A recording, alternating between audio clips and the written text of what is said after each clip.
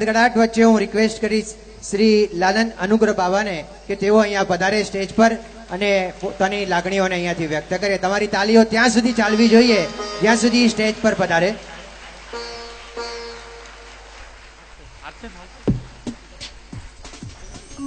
बड़े नैना नाइना, बड़े अम्मा अम्मा को मेरे नमस्कार.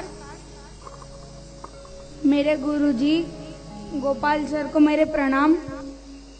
और पहली बार प्रयत्न करूँ छूँ स्टेज पर गावानू, એટલે હું મારી વાણી ઠાકોરજીને સમર્પિત કરું અને કાંઈ પણ ભૂલચૂક થાય તો તમારો છોકરો સમજીને મને માફ કરજો.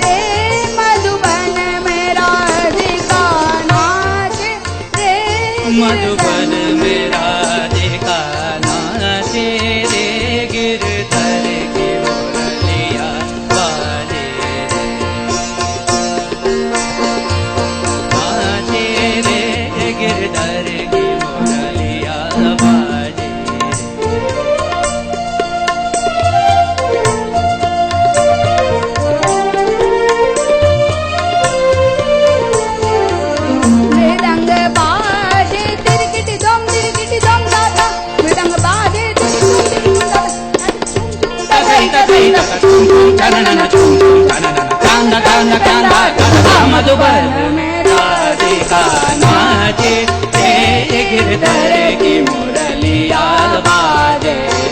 मधुबन में राधिका नाचे,